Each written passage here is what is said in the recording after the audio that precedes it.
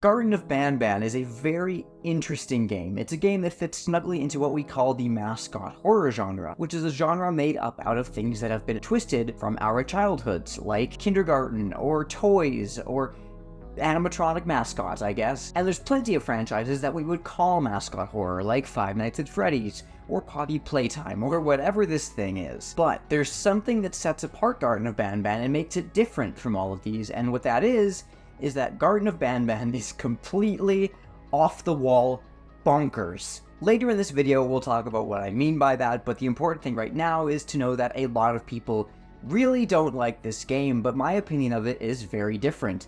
I actually think it's pretty great, and it's one of my favorite mascot horror games just in general. It wasn't always this way, but the game has changed a lot in the past few months, and to really illustrate what I'm talking about here, here's a clip from a popular YouTuber you might recognize that I think really gets to the heart of what this game is all about. You know, this one took its toll on me. This went to some places. It's too much. At what point did it become too much for you, Dan? The giant, scarred frog sheriff taking you around on a tour of his captured giant snail and veiny green gorilla? The giant Kittysaurus, you being subjected to bad comedy by a weird half-jester creature? Or was it the giant purple kangaroo goddess queen leaping down from atop her perch on high, laughing at a lame joke, and erupting into a skybeam laser? What point did it become too much, Dan? I mean, it was a little earlier than that. I am in a weird mental place right now, I will admit. I actually think it's pretty great, and I think it's got some hate that has been completely undeserved. Now, I'm sure you're asking yourself, wow, this guy sure seems like he has some crazy opinions. Has he ever been right about anything?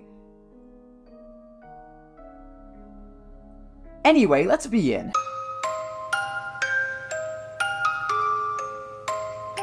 Like many indie horror games, Garten of Banban had a very humble start. It's made by the Euphoric brothers, and their actual names are Ferris and Geppo. I just realized I never actually found out how to pronounce these names, so we're just gonna go with that. The Euphoric brothers, before gaining the massive popularity that they have now, made a bunch of other games beforehand that are actually mostly still available on Steam for free to this day. But of course, Banban would be the game that made the Euphoric brothers so well known in the mascot horror space, for better or for worse. So after many popular YouTubers played this game of theirs, they started to see many new players show up, they started to get a fan base that they've never had before, and they started to realize that, wow, this Banban thing could be something really popular, and who knows, maybe he'll even end up in the next Smash Bros. Game. This was going to be huge. Of course, it did end up being a little more complicated than that, but I'm getting ahead of myself a bit. Before we look at the actual reaction to this game, we should probably take a look at the game itself,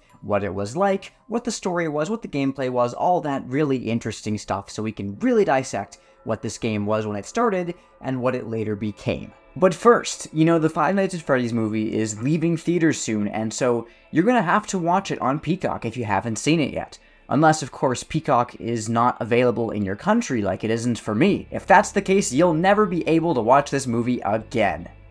Unless, as it turns out, it's easy to unlock your favorite content from around the world. You need today's sponsor, Atlas VPN. Did you know that it's super easy for websites to see your location and other data online? The best way to avoid that and to access region-locked content like movies and shows that you wouldn't be able to ever see otherwise is with Atlas VPN. It's the best VPN deal on the market, and right now they have a Black Friday sale going on. With their Black Friday price cut, Atlas VPN is just $170 per month with 6 months extra and a 30-day money-back guarantee. That is a ridiculously low price that you can take by using the link in the video description below. But be quick, because this is a limited time offer only. Some of the other really cool features that Atlas offers includes blocking malware and ads, and notifying you of the best deals while you're shopping online. There is so much useful stuff here. Again, get the Black Friday price cut right now for just $170 per month with 6 months extra, and that's all with the link in the video description. Again, this is a limited time offer, so hurry. And of course,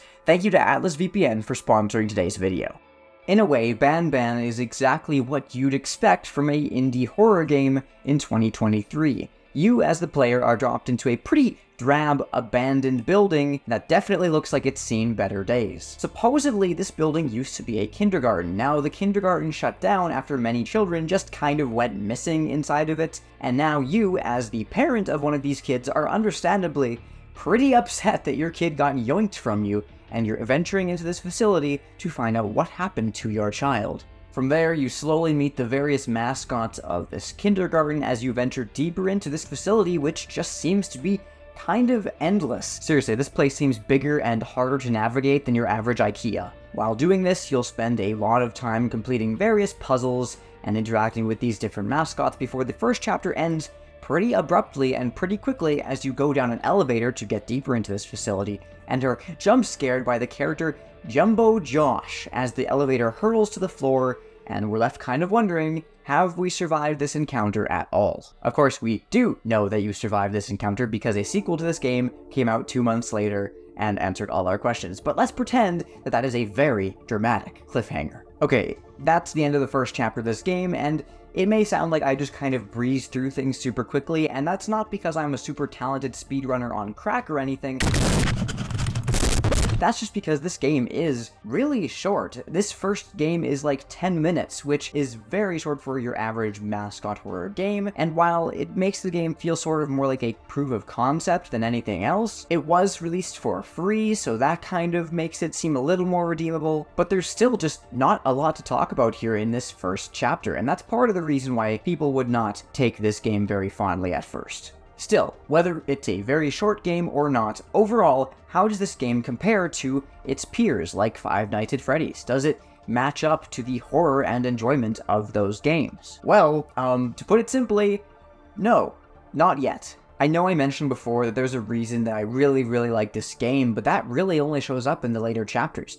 This first one just kind of has characters that seem rushed and poorly designed. It's not all that scary to begin with. The atmosphere and locations just feel cheap, and it's just generally not very good. I wouldn't say it's horrible. It is certainly a functioning game, but it just doesn't have the spark that many of its predecessors had. And again, the 10-minute runtime really doesn't help, because while it shows us what the Euphoric brothers could maybe do with a longer runtime in the future, it's just not much to grapple onto, and it's not much to really help predict where this series could go. I would say the one really redeeming quality that this first chapter has is that it's kind of self-aware.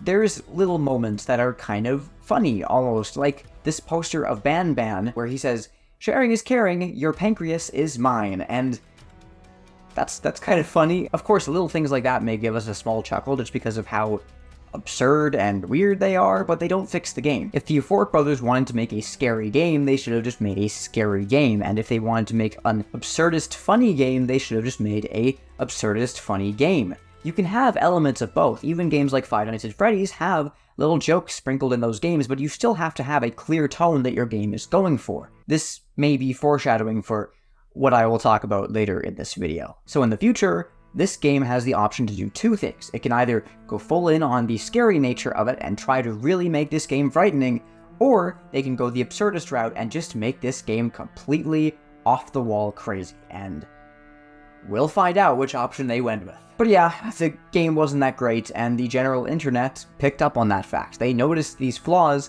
and they made sure to point them out. While there was a decent chunk of people who appreciated the game for what it was, there was just as many people who definitely did not. And already, with this first chapter of the game that was meant to span many chapters, there was a certain question that was being raised. Has mascot horror gone too far? And if it has, and it's overstayed its welcome, is Garten of Banban to blame? Because these are the really important questions that we have to talk about in the 21st century. Oh boy. But obviously, it wasn't like the Euphoric brothers could just stop there. They made a game that was the talk of the community, for better or for worse, and really all the problems this first game had could easily be fixed in the sequels. They had been told what was wrong with this first game, they could rectify that in the games to come. So, knowing this, the Euphoric brothers got to work, and if things went well, this could become a big franchise with, merch, and, 3,000 games, and, a movie deal! So, just 2 months after the release of the first game, the second one came out on Steam. And how well did it improve on the problems its predecessor had? Well, about that.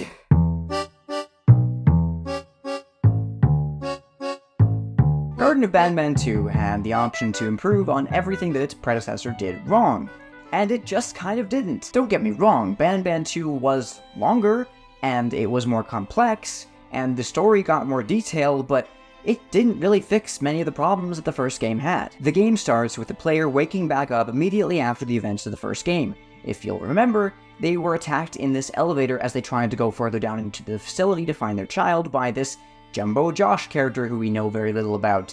And now it seems like they're fine, and they wake up in this new section of the facility to find out what else might be here. Regardless, next we hear the voice of a security guard who apparently works at this place and is willing to help us.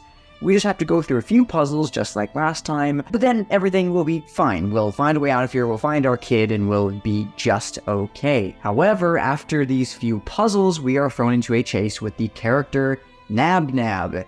No, not Banban. This is Nab Nab. This is an entirely different character. Very different personality, very different appearance. As long as you're not colorblind. Look, I know you have questions, but it's best not to even ask them, okay? Just don't even turn your brain on too much, all right? It's not healthy for you when you're thinking about this game. But if the player can escape Nab Nab, they are allowed to meet the security guard who's been helping them throughout this entire chapter so far. Just kidding, the player is actually betrayed because this supposed security guard is actually Banban himself, who we finally get to meet. And just like in Five Nights at Freddy's sister location, where the main antagonist of that game, Circus Baby, helps you throughout the whole game only to betray you in the end, so that a spaghetti man can scoop out your insides and wear your skin as a suit. FNAF is weird, isn't it? But just like in that scenario, Banban has kind of tricked you here and has displayed himself as someone else so that he can gain your trust, and now you're in a bit of a pickle. Now, as you are probably starting to notice, many of the characters in Banban talk, including most of the antagonists. They all have their own unique voices, and they all speak to you through them, except for characters who are meant to be kind of big and dumb, like Jumbo Josh, who we mentioned briefly earlier. A lot of these characters will just plain out speak to you, which is an interesting choice. Most horror wouldn't do this, because threats that can't communicate with you are usually scarier than threats that can. This is because if you can't communicate with a threat, you can't talk rationally with it, and you can't come to any sort of understanding. This creature just wants to kill you, and you can't think of any way to tell it to stop. That's why zombies were like super scary until literally everything under the sun had zombies as antagonists, and now no one cares about zombies. But that was why they worked initially. Zombies are big, mindless, lumbering creatures, and you can't communicate with them, you can't stop them, you just have to accept the fact that they want to kill you, and you have to run. So I will say that the choice to make most of Banban's characters speak fluent English is not working in the game's favor. I'm sure you're noticing that I'm critiquing this game quite a bit, which is a little weird considering that this game becomes one of my favorite mascot horror games of all time later. The truth is, it's just very difficult to say when Banban became the thing it is today, because these first two chapters feel like an entirely different game. However, I do think that you could make the case that this next part of Garten of Banban 2 is the part where things start to shift. Earlier in the video, I mentioned a weird little joke moment in Chapter 1, where there's a picture of Banban on the wall that says, "Sharing is caring, your pancreas is mine," and plenty of mascot horror games have those little moments of levity where there's a little joke made that's a little odd and out of place, but it's funny. But those don't ever distract from the actual horror of those games, usually. This next scene of Garten of Banban 2, though, does something different. Instead of what other games would do, where they make that joke and then they move on to tell the actual story, Banban made that joke in Chapter 1, and now it goes back, it references that past joke, and it makes it a vital part of the plot. Because after we meet Banban here, what he does is he takes the player to the medical sector of this giant facility, and he then promptly begins to perform surgery on the player to remove their pancreas, I guess? And this is just an actual element of the plot of this game, but that's fine. It's weird, it's quirky, it's funny, it's whatever. But what I'm more concerned about is the fact that this second game, while being bigger and arguably more complex than the first, is still fundamentally flawed. I won't dwell on it too much, but the Euphoric Brothers have made many games in the past, and so it's clear that they can make competent, really interesting games. But after the second chapter of Banban, something still was not resonating with people. It still wasn't scary, unless you're the type of person who finds this scary, in which case, why? And yet, this franchise was starting to become egregiously popular, even while so many people were arguing that it didn't really deserve it. With the first game, it was kind of acceptable, because it was the first chapter, they were still sorting things out, and arguably the Euphoric brothers didn't have any idea that this game was going to become as big as it ended up becoming. But now, with this second chapter, they knew how big their game was, and they still didn't really fix the issues that were there in the first chapter. And that is what made people on the internet really, really angry. Many people were already upset with how a non-scary FNAF had been becoming lately,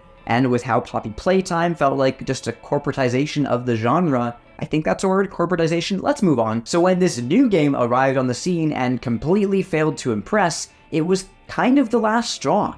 And the internet's wrath arrived in full force. Twitter, in particular, is a cesspool, and often the very people who have lots of problems with it end up somehow making it worse. For example, Elon Musk, or me when I tweet out really strange things at 2 a.m. that concern even myself. One thing that Twitter really likes to do is find someone who's doing something wrong, and instead of telling them how they're doing something wrong and how they can better themselves, they just actively seek out to ruin that person's life. And that's what happened to the Euphoric brothers after the release of Garten of Banban Chapter 2. The hatred that the first Banban chapter had received was already putting pressure on the brothers, and now this second chapter made things even worse, and a lot of it went beyond pure criticism and just descended into bullying. And then we'd all have a great laugh as the brothers just kind of sweated profusely going, uh-oh, this is getting really bad. And of course, because for some reason this always happens, there were actual physical threats of violence towards the brothers,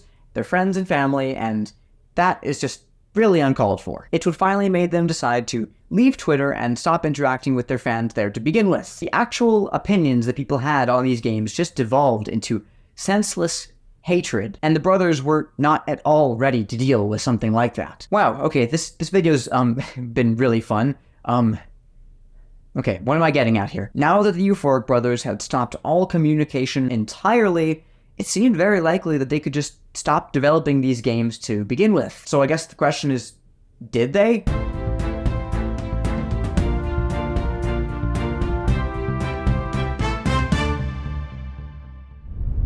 This just in, we are now talking about Garten of Banban 3, and lucky for all of you, I think this is the chapter where the series became the masterpiece that I believe it is. Yes, I'm delusional. Stop asking that. But seriously, this is where the Euphoric brothers, like a phoenix from the ashes, rose above the criticism of their series and made something truly great. You probably don't believe me, and that's fine. If I saw someone with a face like this, I would not trust him either. That being said, let's take a look at this next chapter and see how I finally came to the conclusion that I like this weird little game. Banban 3 released on May 5th, 2023. After presumably having our pancreas removed by Banban, we managed to get away, and we move on to yet another weird part of this seemingly endless facility. Banban is still kind of sort of on our side for reasons that I won't even get into explaining because they're not important, and he tells us there's a character called Stinger Flynn. He's a giant orange jellyfish. Now, he likely has our child that we've been looking for this whole time. I won't blame you if you forgot that the main story of this game is us looking for our lost child. This has gone way beyond that at this point, but that's apparently the story here. So once you, as the player, are able to meet this Stinger Flynn character, who apparently has your child, you're able to communicate with him telepathically, meaning that not only is this guy a giant orange jellyfish, he is a giant orange telepathic jellyfish. He agrees that he's going to tell you some very interesting secrets that should help you, but also tells you that you're probably not going to get your child back from this place. It's best just to leave and to forget that any of this ever happened. And then he says the funny FNAF line, okay, wow, well, it seems like this guy can help us to some extent. Maybe we're finally gonna get somewhere here. I sure hope this doesn't end up being a dream sequence that makes me even more confused than before.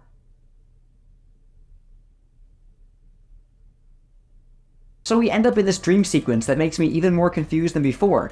and Stinger Flynn says that this is his home, or at least dream home, the place that he wants to spend his time instead of this giant facility. He also has this really sick orange car, and there's a giant spoon guy half submerged in water, and just please stop questioning all of this. You just have to assume that this makes sense to someone somewhere, because if you don't assume that, you just go mad. Stinger Flynn says that the reason he's taken our child is he needs them for some sort of experiment. If his experiments are a success, he can leave this facility he's actually in and end up in a beach just like the one of his dreams here. That's his ultimate goal.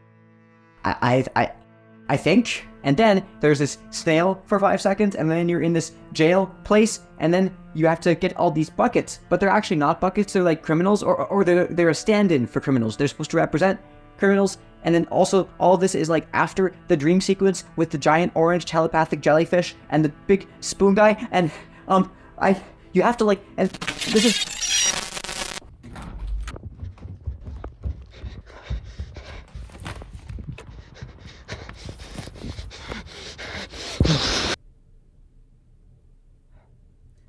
Sorry, it's just, after talking about this game for so long, I felt like I really needed to touch some grass.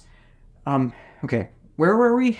Garten of Banban 3 feels like the Euphoric Brothers have basically just kind of let go and are just throwing onto the screen whatever idea comes to them, and I love it. While this game still feels like it has an almost cohesive narrative, it's definitely just falling off the rails. In the next chapter, we could very well have left the track completely. Spoiler alert, that's exactly what happens. There's two ways that you can improve your craft as a game developer. You can either find the things that people don't like and uproot them from your future games, slowly improving your craft until you make things better and better. That's the first way. It's the most common and intuitive way as well, the one most people will go with. The second way is way more interesting and way more uncommon, but I like it a lot more just because you have to be either really brave or really crazy to even try it in the first place. The second way to improve as a game developer is to find all the things that were wrong about your past projects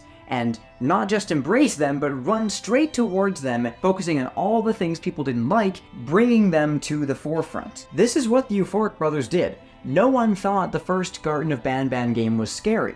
In fact, most people just thought it was kind of silly. You know, it was funny how hard it was trying to be the next FNAF. Well, what do you do if your game is too silly, too goofy, too stereotypical to be taken seriously? Well, what happens when you lean into that? You tear out those flaws and you elevate them until there's nothing else, creating a game that is a shockingly effective satire of mascot horror in general. A hilarious game that manages to parody not only itself, but an entire genre. And with me being the absolute psychopath I am, I just adore it. You might not believe me when I say that Garten of Banban is trying to intentionally be hilarious, and that the developers made this game a huge parody just to spite us all. You might tell me in the comments that that's a very far-fetched idea. But the reason that I think there's merit to it is because that's exactly what Scott Cawthon did with Five Nights at Freddy's. What? Why are you laughing? That's not a joke! That's not a joke! Before FNAF ever exploded in popularity, Scott Cawthon had a different game that he made called Chipper and Sons Lumber Co. It was supposed to be a mostly lighthearted game for kids, but as most FNAF fans now know, it was shamed for its characters being just kind of creepy. Scott was devastated by this, and so he had a choice in front of him.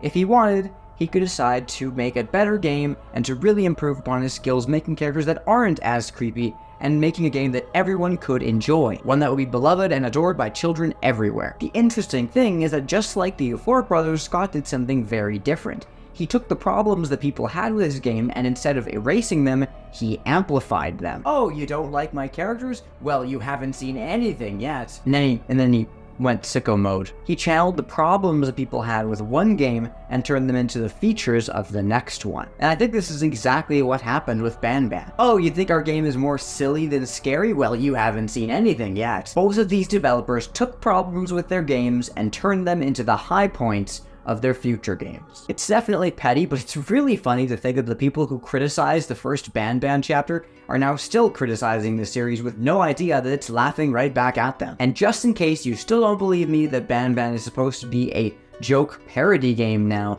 I want to take a second to look at the newest chapter and really show you what I mean when I say that this game is not meant to be taken seriously at all.